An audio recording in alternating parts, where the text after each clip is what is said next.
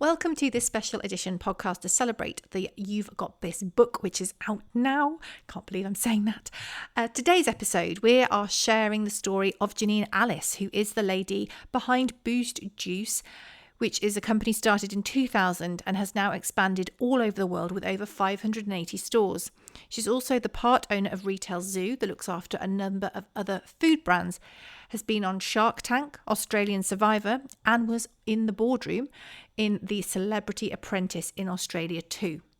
She's the author of The Accidental Entrepreneur, The Juicy Bits, and she has also got a business academy called the Business Academy, which provides courses for business owners, utilising all of her skills and what she's learned over the years. Enjoy, let us know if you listen, and I'll see you on the other side.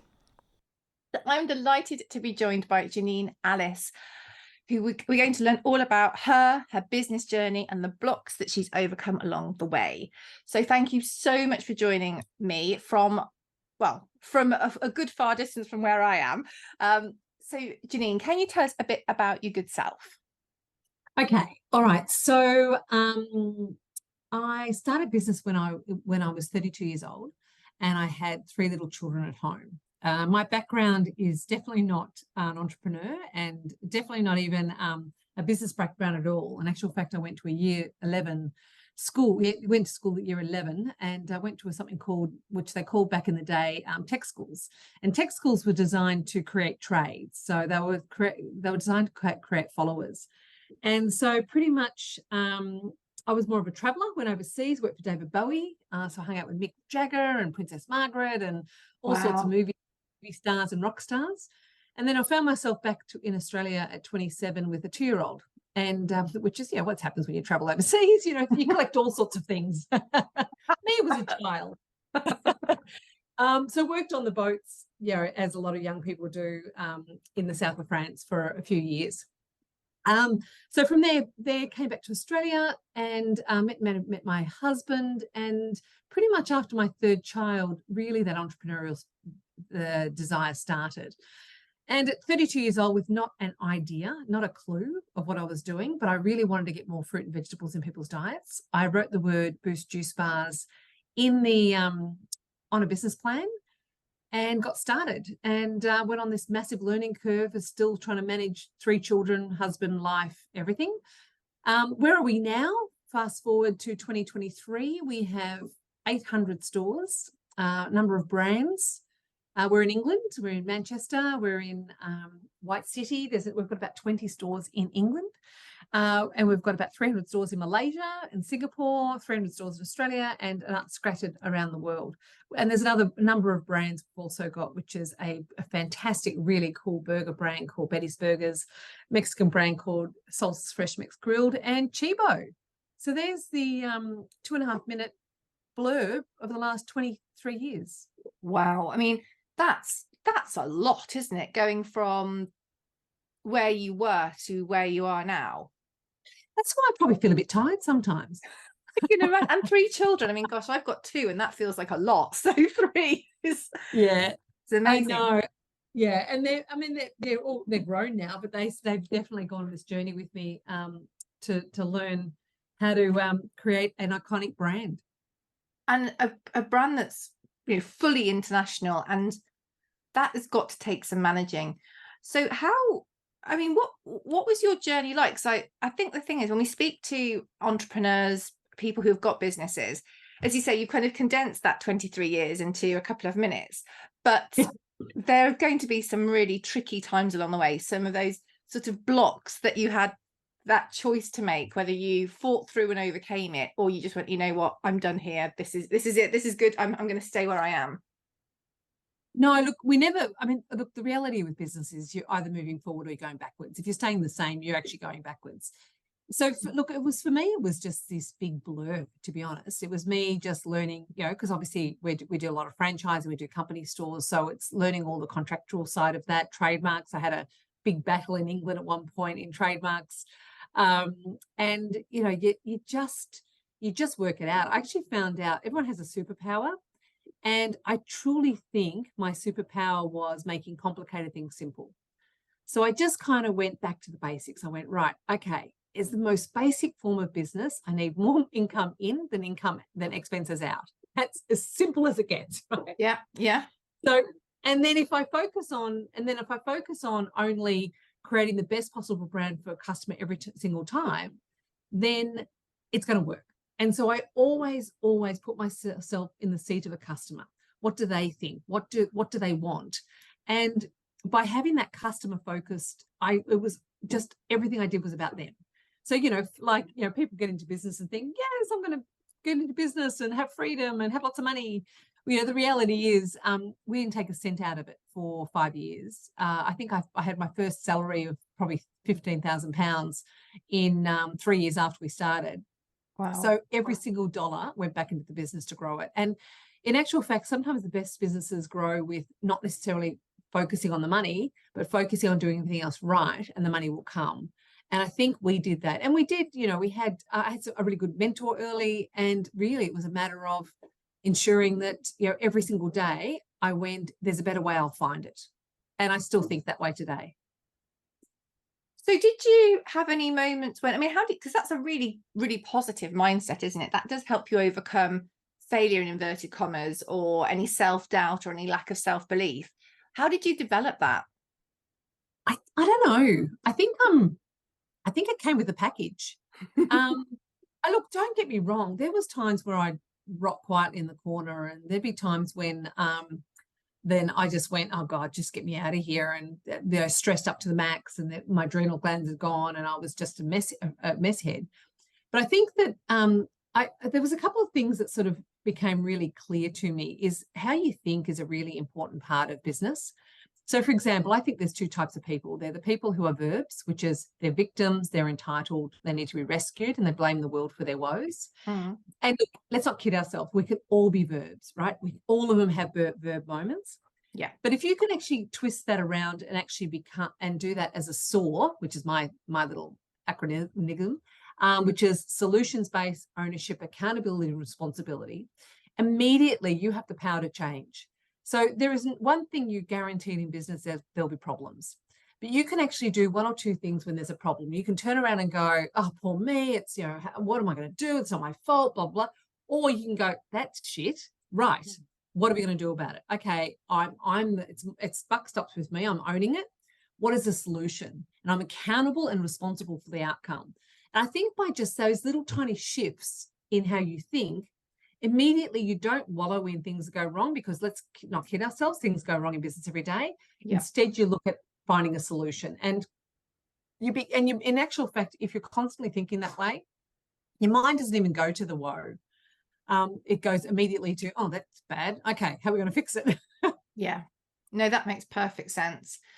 What were some of the biggest things, or anything that you really remember as a standout, which was like, oh no, this is awful, or I'm really struggling with this, and how did you get around that? Do you know what?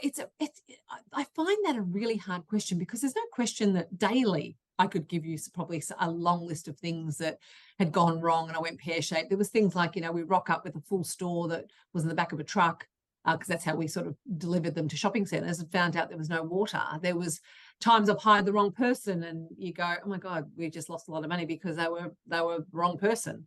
Times when, I didn't know how many days I'd eaten, and I realised it was 4 days. There's times all the time. But I actually have to say that every single negative that's occurred in the business, every single one without fail, has actually made the business where it is today, and it's made me who I am today. So there's not one thing, even though there was some shitty stuff that probably happened, which I can't really give you a whole lot of examples right now, but there's not one thing that I can think of to say that was Armageddon, because if it was, then my business wouldn't have been here. So let's not kid ourselves. Let's rewind 3 years, right?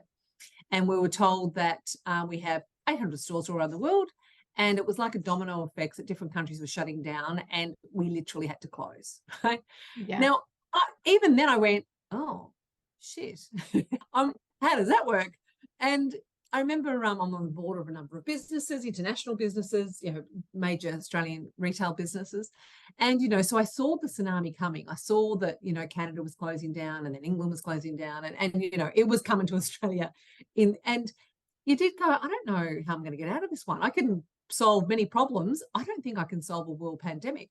No. And but equally you go, all right, well, I've got, what have I got on hand? What can I do? There's stuff I know what I can't do. I can't control that, but what can I do?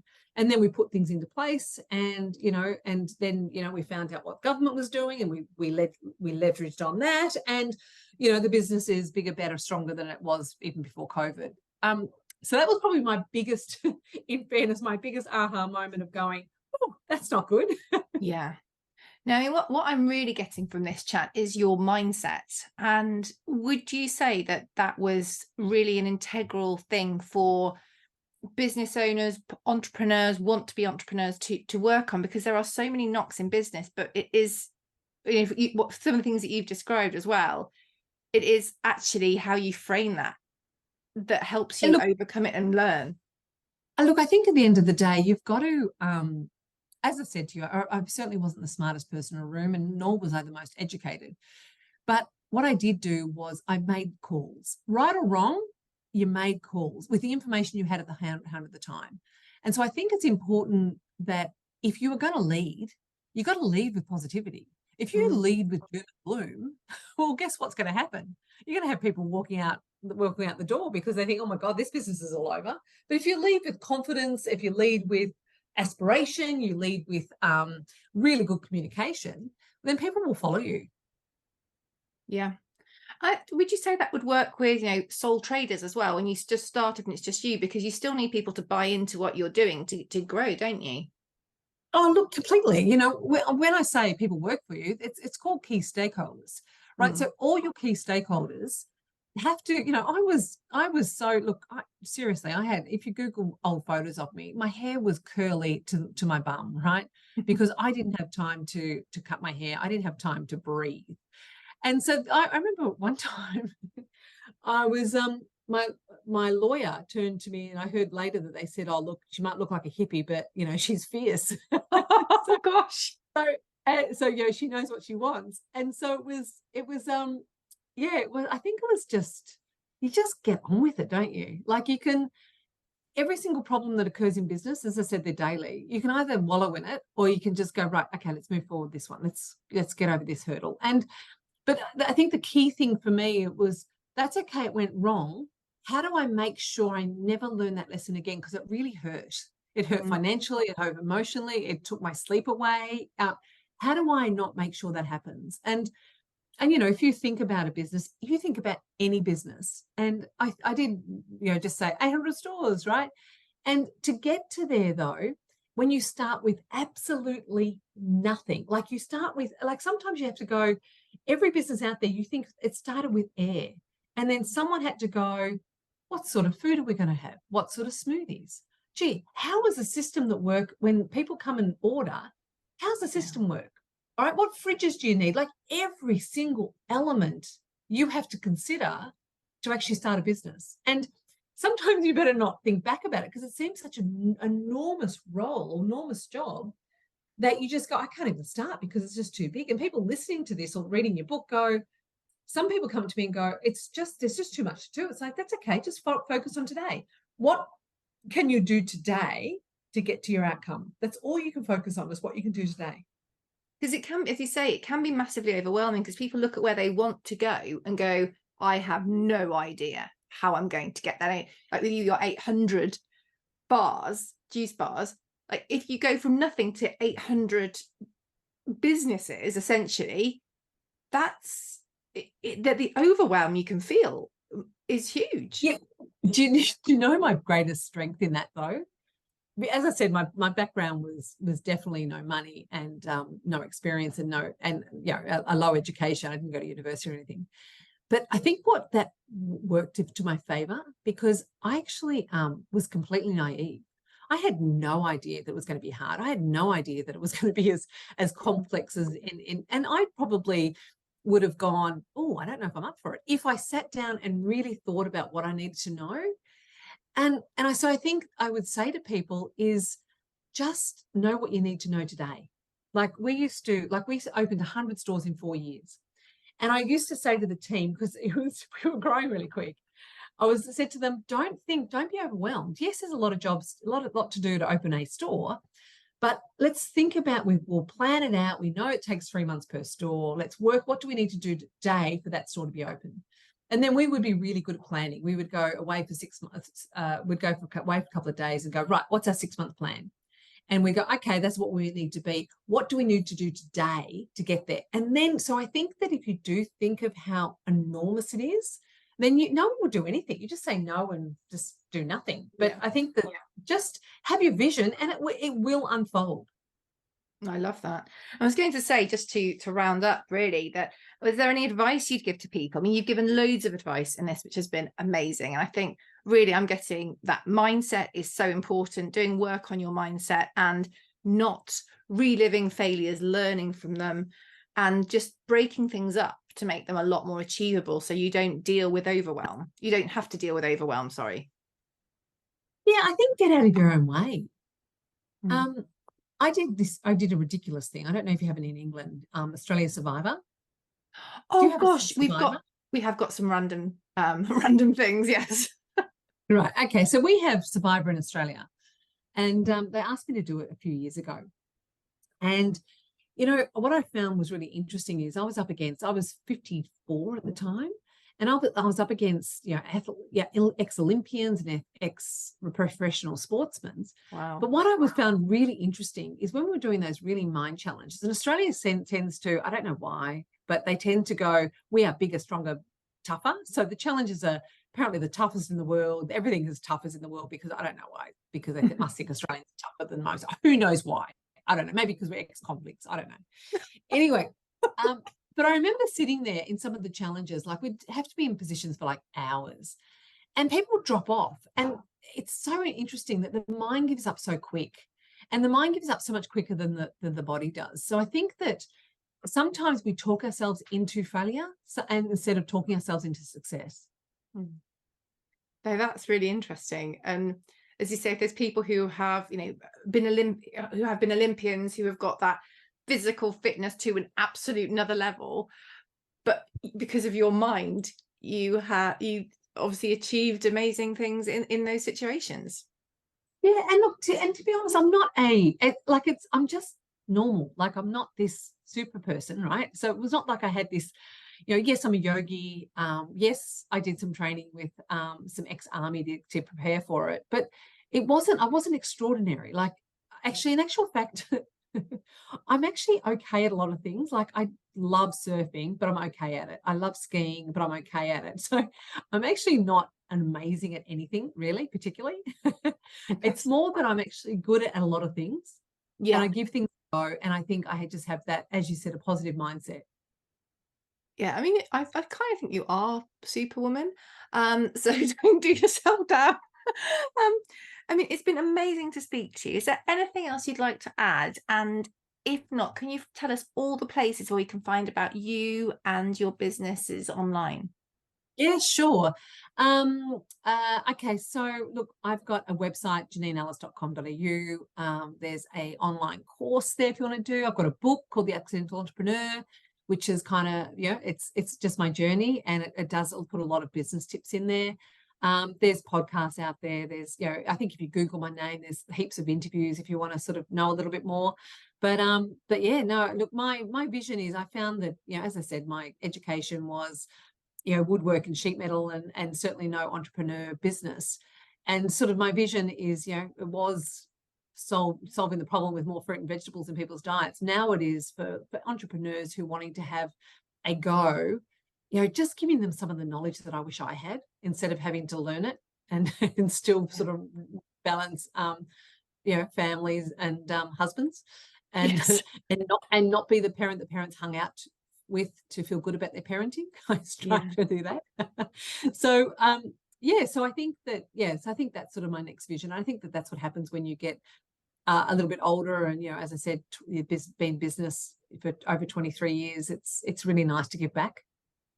Do you think it's a good time to be an entrepreneur at the moment?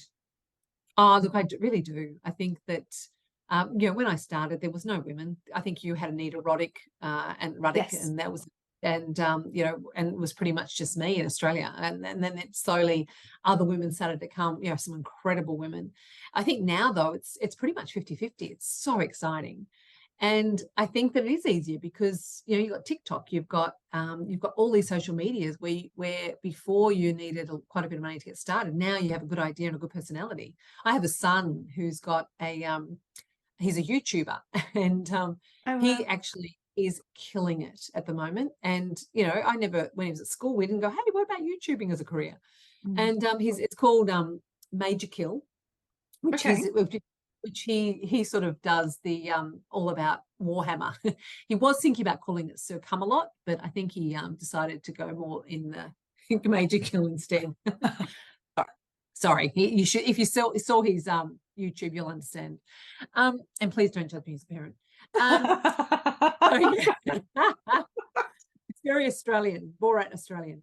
So I think that I just think that I completely think that the only thing stopping you right now in this environment is yourself. There are lots of opportunities. Like, social media is the most incredible way to start a business, dip your toe in the water. You can market your brand for free, which you weren't really able to before. It was much harder. Yeah, absolutely. There's a lot available, isn't there? And some people that have just done incredible things through marketing, through growing their brand on social, to obviously, building businesses that are really, really robust and a huge part of their lives and the broader world as well in some ways. Yeah, no, exactly. So and there's some exciting businesses out there that have just grown completely into multi-billion-dollar businesses through using the technology differently. Definitely. Thank you so much for your time. I massively appreciate it. I've got lots to go on there, and I'm going to get buy your book as well now. I was reading about you online and you were on my book list, but I'm going to go now to Amazon and get that sorted. Well, let me know what you think. I will. I'm sure it'll be amazing. Thank you so much. No, my pleasure. Have a great night. I really hope you've loved that episode. Janine is such an incredible lady, and it was so lovely to speak to her and to share her with you as well. If you want to find out more about Janine, go to janineallis.com.au, or you can find her on Instagram, Janine_Allis, or on Facebook, Janine Allis Official. And if you haven't got the book yet, go and find it in your local bookshop, or you can search online, You've Got This, and my name, Ria Freeman, and you will find it. I hope you love it.